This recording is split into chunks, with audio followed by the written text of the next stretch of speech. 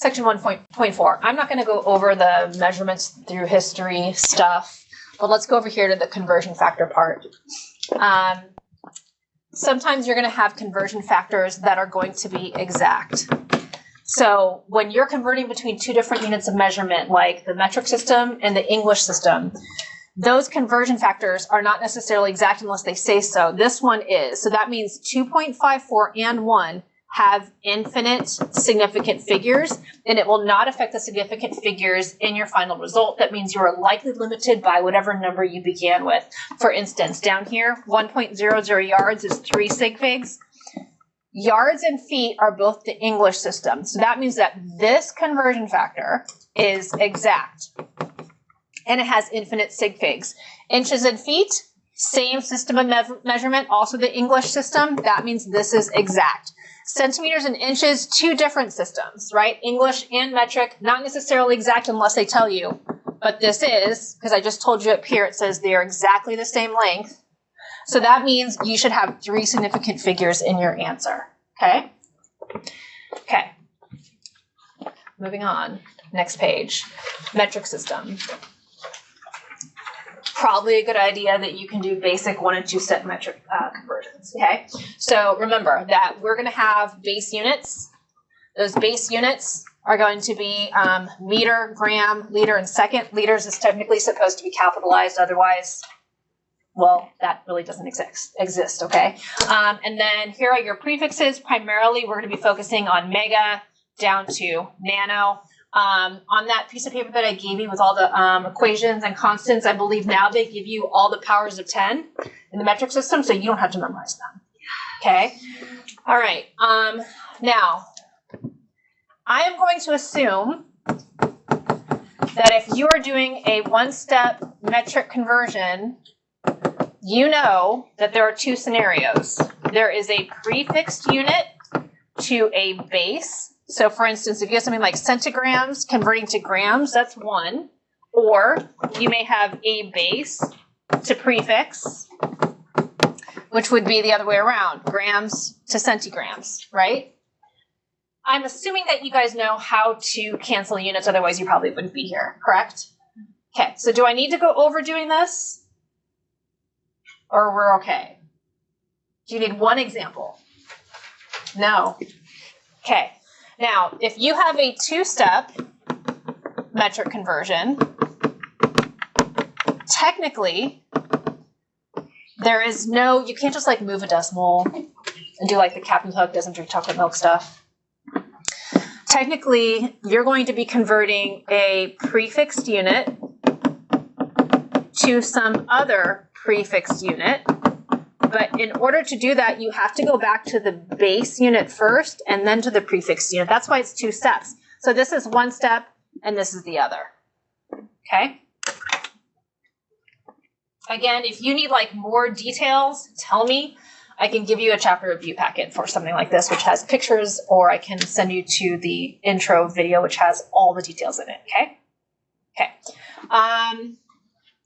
I'm going to skip that. Let's go to derived units. Is that blurry? Is it just me? Oh, did that suddenly get blurry? Yeah. Okay. Derived units are units that are going to have fractions in them, like kilometers per hour, meters per second. We can use those to do unit conversions. Can I skip that? Okay. When I assign the homework, some of the unit conversions that are in your problems are in the book, like here. So just keep that in mind. You may need to reference that.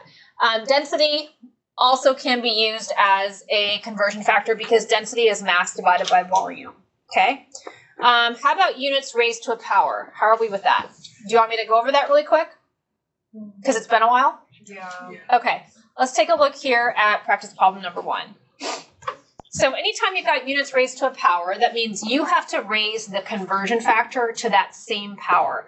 So for instance, here is decimeters cubed to centimeters cubed. You have to go back to the base unit first, which is meters cubed, because this is prefix to prefix. This is a 2-step problem. So you're going to take 4.3 decimeters cubed. We're going to convert it into meters cubed first.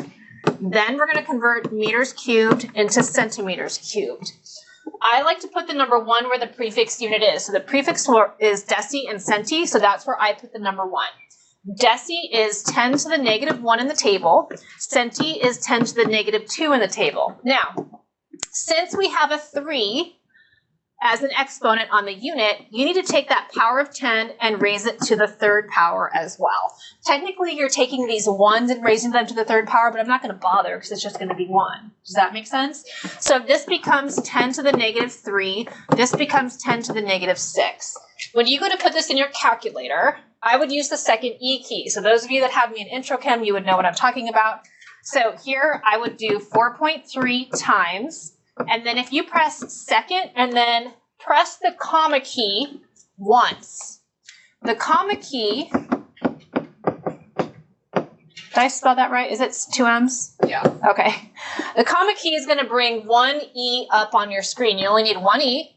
And then because there's a negative 3 exponent in the power of 10, you're going to type negative 3. If you press subtraction 3, you're going to get an error eventually. And then divided by second E, which is the comma key, negative 6, because that's the exponent in this power of 10, and then enter. Okay? And just to review sig figs on this stuff, you've got 2 sig figs and 4.3. The power of 10 and the number 1 have infinite sig figs. So that's how you know you'll have 2 sig figs in that final answer. So 4.3 times second comma, which is the E, negative 3 divided by second E, negative 6. It's going to be 4,300. That's 2 sig figs. Don't put a decimal on the end because that would make it 4. And now we're done. Ringing a bell? Yes. Okay. Can I go on? Sweet. Temperature. I believe on that list of equations and constants for the AP exam, they tell you, double check, they show you how to convert between degrees Celsius and Kelvin by adding 273. Okay. 3 different. Temperature is the intensity of heat. It's also the average motion or kinetic energy of particles. And then heat moves from a warmer object to a cooler object. We have got 3 different units. We've got Kelvin, Celsius, and Fahrenheit. I'm not going to read through this stuff for you. The one thing, absolute 0. I'm going to highlight this because I believe this shows up on that packet that you just got. Absolute 0 is 273.15 degrees Celsius colder than the freezing point of water. So doesn't that mean it's negative 273? Okay. So at that point, that is when like everything stops moving. And if you're trying to convert between Celsius and Fahrenheit, they gave you some confusing equations over here. Let me rewrite this for you. 1.8 times degrees Celsius plus 32 is going to be degrees Fahrenheit, okay? And then if you go the opposite direction, so if you take degrees Fahrenheit minus 32 and divide it by 1.8, that's going to be degrees Celsius. They don't ask you to convert between degrees Fahrenheit and degrees Celsius on the AP exam, but this book gives this to you because this is important because you might be doing it in class, okay? And then, okay, your chair broken? Chair kind of broke. Okay. All right, let's see if I can pull out a new one for you, okay? And then down here, they're just showing you in a complicated way that if you've got something in degrees Celsius as 273, on your equations list, is it 273.15 or just 273? 273.15. Okay, I'm cool with just 273. Okay. Okay, and then over here, if you are, so this will give you Kelvin, and if you want degrees Celsius, it's going to be something in Kelvin minus 273. Okay, note, degree symbol only goes in front of Fahrenheit and Celsius. So this and this only have degrees.